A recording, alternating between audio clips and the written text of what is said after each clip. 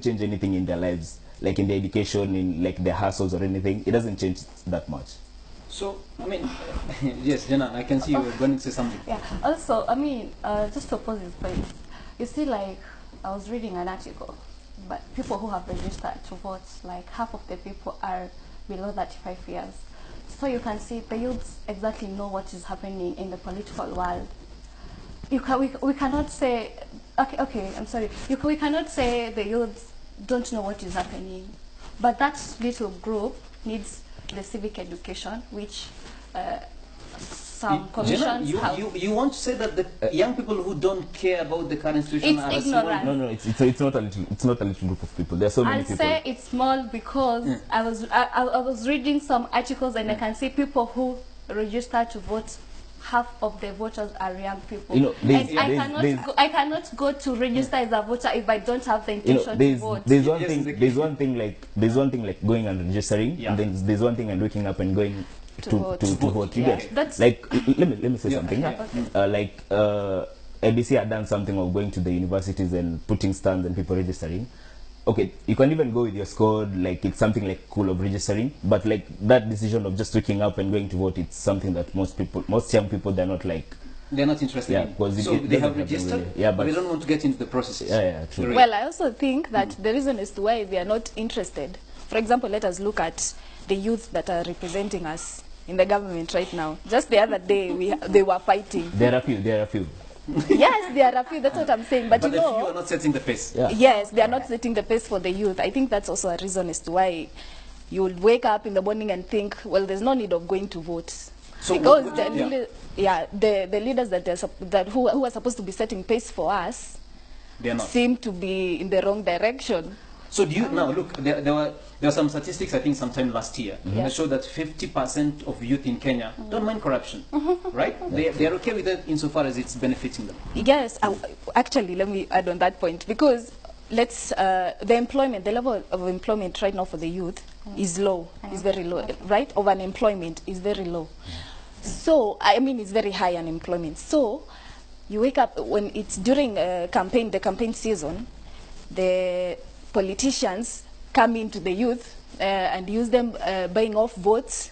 I mean, if I'm a youth and I don't have a job and a politician comes and tells me, well, you spend your day going to protest or spend your day going to voice your views out there and I'll be paid like an amount of 10K, I will take it. But the reason as to why I take it is because I have no source of income and there's easy money coming here, but not the political development of the country. But don't you think, in what she's saying, don't you think that they are giving up their power? Don't you think that young people are giving up? I mean, we are 80% of the population in Kenya is below 35. Yes. When you step aside and you say we can't affect or influence what's happening in our country, don't you think we are giving out or giving away our power to make a difference? Yes. That's true. You see, one thing I would like to say is the youths have become very ignorant. They don't read. If we ask our youth how many know the Jubilee Manifesto, the NASA Manifesto, how many stand and say, I can say point by point. How will that manifesto like benefit you as a young person? Yes, this is the point. You're going to vote in, like for example, Raila, not because he's your dad or your brother or your uncle, but because you think he has something to deliver. So let me give this guy a chance and see. And if it doesn't work, vote him out the next time. As in, we must vote. Yeah, now, Zeki, let me ask you a question. Thank you for that. Do you see a relationship between good politics and prosperous countries?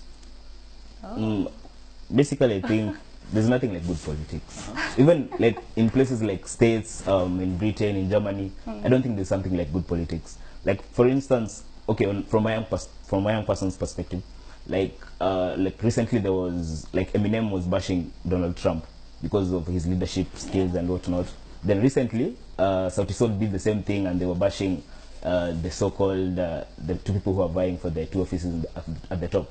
So like young guys went there and they were bashing actually Sauti Sol for just doing the same thing, yet it was done at another level in the United States. So basically, I don't think that there is good politics anywhere in the world, because basically, okay, from my perspective, all politicians are bad in quotes, because basically they'll come to people and tell them, we'll do this and this, we'll build stadiums, we'll build youth facilities, and then after 5 years you come to them, they're not accountable for what they said. So for you, politics and corruption is one and the same Yeah, thing? it's one and the same thing. I'll Okay, I'm saying that because, okay, from personal perspective, I did a job for a politician who was vying, and the guy told me, you know, yeah, after the elections, you know, I'll give you something, I'll give you opportunities. But you know, after the election, the guy changed his phone number. Winnie. So But Don't why you were think- you doing the job? Was it for your own benefit? Because he I'm promised- a normal Kenyan. If I come to you and I tell you, What do you mean by a normal Kenyan? if I come to you and tell you, Garuya, Yes. do this for me, and then afterwards there's this and this token, won't you do it? No, you have No, values. no. You have values that guide It you. wasn't something Why bad. should you follow the? It's like a form of campaign. No. It's like a form of campaign. Wait for it. Yeah? Wait for it, yes. It depends with the value. Yeah, your values. Why you As a youth. Yeah, Where as are a your youth. values? Where are your values? Okay, Jenna, it's- Jenna. I It agree. wasn't something I bad. agree. We need that one Okay. person I to agree. stand up. The highest You percentage see, of like, youth for will example- go Jenna, with. wait for it. Yeah, you see the highest percentage. Yeah, will the go highest with percentage the highest of the percentage. youth will go with him. I know. But no, what we are supposed to Stand do to be stand counted. to your value. You can't stand to be counted. We need Just to the finish majority this. is We going need to to be. finish Yeah. this. All right. Okay. Hey. all Just right. to add something. Wait. I want us to go back now to the final point. What do you think is, I'm going to start right here as we finish up. What Yeah. do you think is wrong with our politics today, and what do you think young people can do? Well, I think, first of all, let me start with the young people. I think we have a problem because we don't have people to look up to. That is the main issue. Politics, what is wrong with politics? There is corruption. The rate of corruption in Kenya right now is even not something to talk about. So basically what you're saying, everyone who is going into politics is about himself, not about the nation. Yes, right now it looks that way to us as the youth, because during the campaigns they are there with the youth. They are there with when they're doing the campaigns on the ground. They are so humble, but once they get the seat, I don't know what happens. They forget It about all it. becomes about self-benefit. All right. Yes. Thank you very much, yes, Nzeki. Basically, I think politics will be there and nothing much will change. So leaders will come to you, they're humble, and as he has said, but when they go there, it's about the individual person. It's all about themselves. all about It's all about what themselves. they care about. Yeah, so yes. I'm a person who has values, and I believe the values that were impacted on me will never depart from me. For example, there's this young guy in Meru who was voted. He stands out. The Gembe MP. He didn't corrupt. If we can have only like 5 in Kenya, young people, they'll show us the direction and you're going to follow. I believe we can make the change we want. Even the, okay, I don't know, I stand to be corrected, like there's this election that happened in UK, and the youth voted in the opposing party, and they won, because there's that one thing they noted. So if we note that one person who can come to us without corrupting our mind, vote in that person. Let's give them the chance. Yeah, Yeah. I think But the at the end of youth, the day, we'll go with the majority. We were finishing now. Okay. We'll say that it doesn't have to be like the whole Kenya changes at once. Change is a process. Okay. It starts somewhere. Change is a process. Yes. Now, Jenan, you're finished, isn't it? Yeah. Now, I can see that you two have burning points. And I'm going to start with you so that you say finally. that yeah, you- well, yeah, in conclusion, I think the youth should have a stand. Yes. We are the majority voters in the country. So I think we should have a stand that will not be swayed by any politician who comes by. And with that, if we want change, that's the only way. Just have a stand. Vote a politician according to according to his values, not according to how much he's going to give you or what he's promising you. Okay, very good. My final words are very simple. The youth needs to stand up and just choose a person they can relate with, a person who is who knows what they need very well, who can provide facilities for them and opportunities for them. Perfect. Now, we have to finish Just a this. parting shot. It's just a parting shot. Like, it's so shameful when the youths are going to look for employment. At the same time, the youths are the ones who are being used to go and demonstrate.